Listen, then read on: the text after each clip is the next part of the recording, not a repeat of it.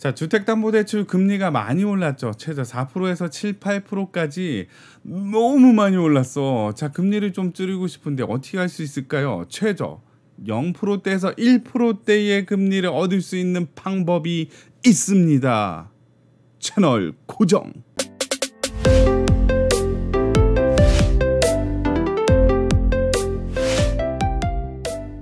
안녕하세요. 바른길부동산입니다. 한국의 가계부채가 GDP를 넘어선다는 뉴스 기사가 나왔습니다. 가계부채는 앞으로 터질 폭탄의 도화선이 될 수도 있다라는 점에서 오늘 한번 무겁게 시작해 보도록 하겠습니다. 6월 7일자 기사인데요. 자, 한국은 가계부채가 GDP 대비 높았다. 높을 수도 있지 않나요? 라고 생각을 했는데 세계 36개국 중 유일하더라. 한국만 100을 넘네요. GDP가 100으로 났을 때 104.3%라서 한국을 제외한 각국의 나라들은 GDP 대비 가계부채는 낮은 수준이더라. 중국 같은 경우는 62%, 자, 일본을 보더라도 별 차이 안 나죠. 59%. 자, 미국도 약간 높긴 하지만 그래도 70%대. 자, 여기에 더불어 자, 가계부채 증가 속도도 높습니다. 어느 정도. 그거를 이제 빠른 순서대로 놨을 때 베트남 1위 10%대, 한국 2위 5.5%, GDP 대비 가계부채가 100%가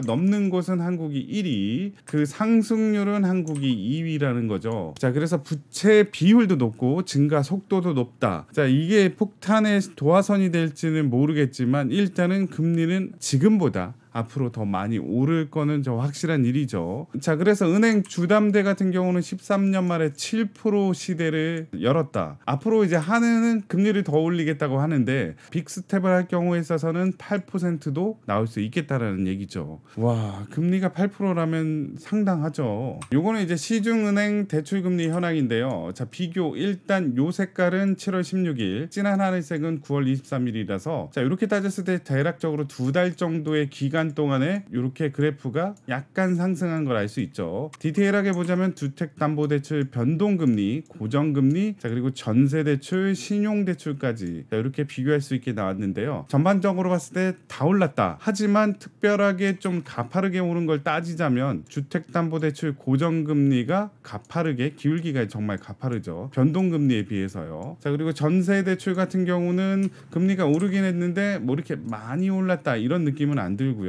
신용대출 같은 경우는 최저는 가파르게 상승을 했고, 그리고 최고도 어느 정도 상승을 했다는 걸 알 수 있습니다. 자, 그래서 주택담보대출 변동, 고정, 신용, 전세대출 모두 다 2달 만에 이렇게 눈에 띄는 상승을 했다는 걸 알 수 있죠. 자, 그렇다면 시간을 좀 넓게 봐서 다시 한번 비교를 해볼까요? 급등하는 은행 주담대 금리를 봤을 때 21년 12월 30일을 기준으로 3%대, 4.9%대의 이자를 형성했다면 자, 10월 4일 따끈따끈하죠. 어저께까지 봤을 때 일단 3%대는 없습니다. 4%대, 7%대 나오고 있더라. 자, 그리고 앞으로는 8%까지도 갈 수 있더라라는 얘기죠. 자, 하지만 그게 실현이 벌써 됐죠. 신한은행 신용대출 같은 경우에 있어서는 최고 8%까지도 나오더라. 자, 요거를 또 이제 연령별로 나눠봤을 때는 어떤 수치를 나타내는지 한번 또 봐야 되겠죠. 자, 그래서 연령별 가계대출 잔액 비중으로 한번 본다면 자, 일단은 30대 이하, 40대, 50대, 60대인데 그래프를 보면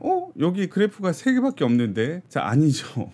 요 밑에도 한 개 있죠. 그래서 확연하게 낮은 수치는 60대 이상이라고 할 수 있겠고요. 60대 이상 분들은 비중이 높지 않다는 점에 있어서는 어느 정도 괜찮구나 생각할 수 있겠지만 이분들이 이제 은퇴를 하게 된다면 당장 매달 들어오는 주수입원들이 끊긴다면 또 얘기가 달라질 수 있겠죠. 자, 일단 1등 가장 많은 비율을 차지하는 것은 28% 해서 노란색 40대 비율이 역시나 많구나. 자, 여기서 그래프가 괄목할 만하게 성장하는 이 그래프 30대 이하 20대 30대 분들이 27.3%로 어떻게 보면 40대랑 별 차이가 안 납니다. 자, 이분들은 40대에 비해서 상대적으로 수입이 그렇게 많지 않죠. 하지만 가파르게 가계대출이 상승한다는 걸 알 수 있습니다. 자, 이에 비해서 50대 분들은 안정적으로 하락을 하고 있더라. 자, 이 가계대출에서 이제 주택담보대출만 떼놓고 봤을 때 잔액이 자, 5년 사이에 170조 정도 늘었다. 2017년에는 463조였었는데 22년에는 170조 늘어서 635조. 와,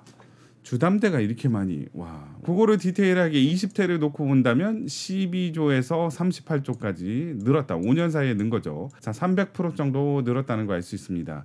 자, 20대가 금액에 있어서는 비중을 크게 차지하진 않지만 증가율을 따졌을 때는 다른 연령대보다 확실히 높다는 거 알 수 있죠. 300%. 30대 같은 경우에는 105조에서 165조로 5년 사이에 늘었고 56% 성장. 20, 30대가 이렇게 성장했다는 거는 과거랑 좀 다르다는 거죠. 왜냐하면 2018년 주거 실태 조사에서 생애 첫 번째로 주택을 구입하는 나이는 43.3세인데 하지만 요즘에는 이제 주택담보대출을 받는 분들이 20, 30대 분들이 많이 늘었다. 자, 요즘에 이제 영끌족 많이 얘기하죠. 담보대출을 받는 비율이 늘었는데 요즘에 주택 가격은 거의 폭락을 하고 있어서 젊은 층들한테 상대적으로 부담이 많이 갔다고 할 수 있겠죠.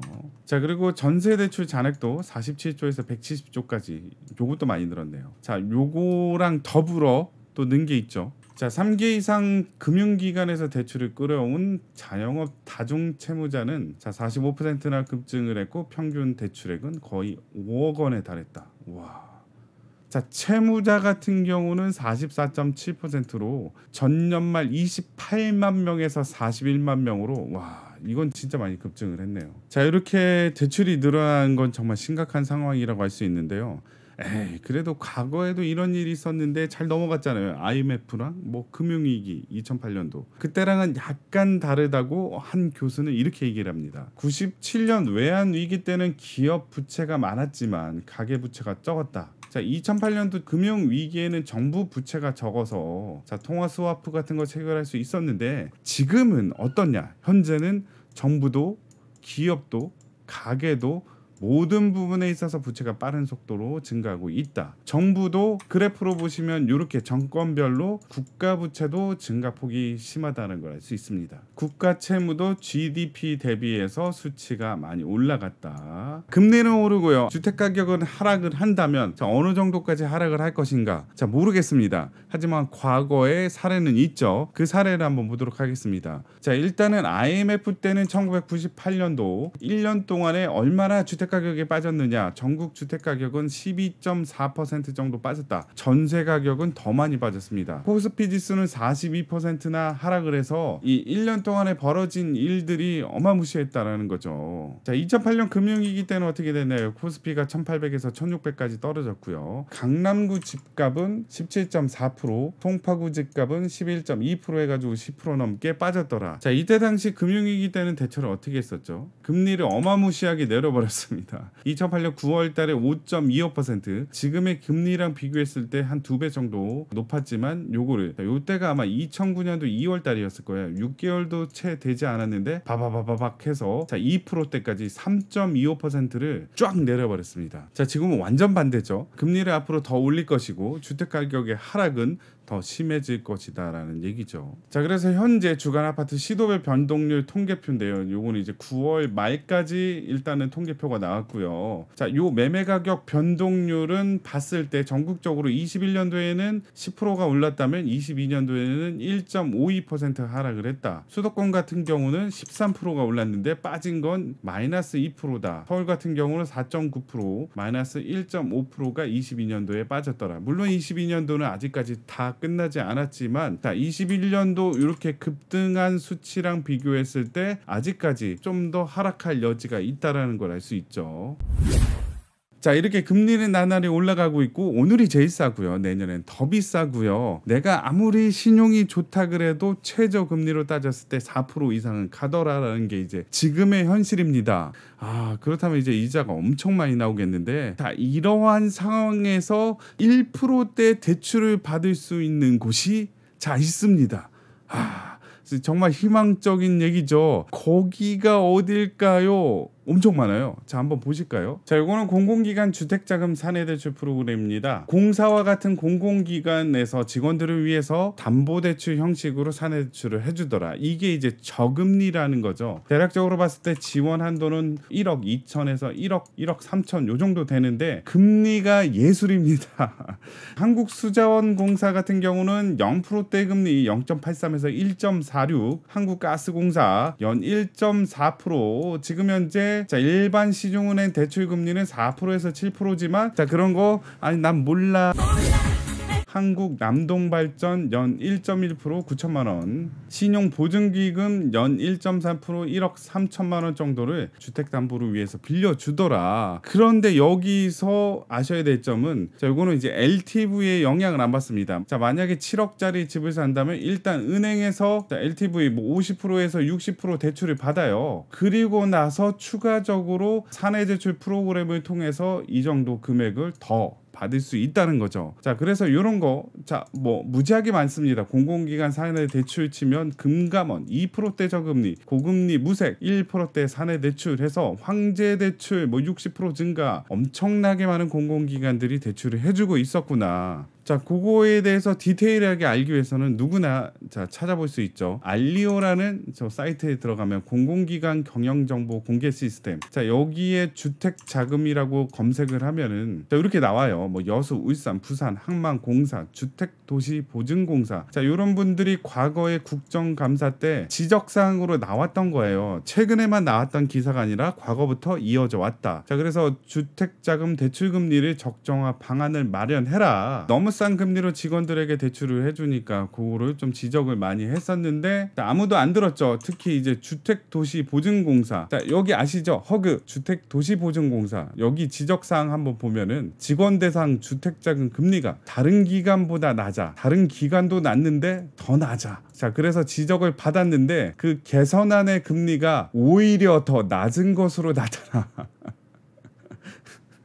허그 주택도시보증공사가 다른 공공기관보다 금리가 더 낮아서 개선안을 만들어라. 개선안을 만들었더니 더 낮아. 자, 국회 지적사항이었습니다. 네. 자 시정을 했습니다. 공사 직전년도 자금 운용 수익률로 이자율을 조정하는 규정 개정. 자 엄청 많이 개선됐겠죠. 자금 운용 수익률만큼 직원 대출 금리로 자 이용을 하겠다라는 개선안을 발표했습니다. 자 나왔습니다. 21년 1월도에 20년도 자금 운용 수익률은 1.5%다. 보전 조치 비용 등을 포함한다면 2.5% 수준이더라. 자, 많이 개선이 된 게 이제 2.5% 수준이더라. 자, 허크 같은 경우는 자, 주택과 관련된 일 자, 많이 하죠. 보증도 서주고. 자, 허그 나왔으니까 이제 HF도 한번 봐야 되겠죠. 한국주택금융공사. 자, 대여금 한도는 주택을 매입하는 경우에 있어서는 시가의 70% 이내 최고 한도는 1억 3천까지 대출을 해주더라. 자, 요거 그럼 LTV가 70%인가요? 아니죠. 과거에는 어떻게 했냐면 자, 일단은 은행에서 돈 빌리세요. 그리고 난 다음에 모자란다면 시가의 70% 1억 3천 한도까지 더 빌려주겠다. 요런 얘기로 했었는데 자, 요거를 이제 어느 정도 시정이 돼 있는지는 모르지만 일단은 요거는 현재 나와 있는 자 직원 규정입니다. 자 그래서 주택자금으로 한다면 금리는 2.2%. 자 HF가 뭐 하는 데인지 알죠? 안심전환대출 일반 시민들을 대상으로 담보 대출을 해주는 곳 중에 하나가 아유 목이 메이네. 주택금융공사다. 자 여기서 직원들한테는 2.2%의 엄청난 파격 세일 하고 있습니다. 그래서 결론적으로 4%에서 최고 8%, 7%까지의 금리 자 너무 높죠. 자 저금리 0%에서 1%, 2%의 대출을 받을 수 있는 유일한 방법 자 공사에 들어가는 수밖에 없네요. 이 영상이 마음에 드셨으면 구독, 좋아요 부탁드리겠습니다. 감사합니다.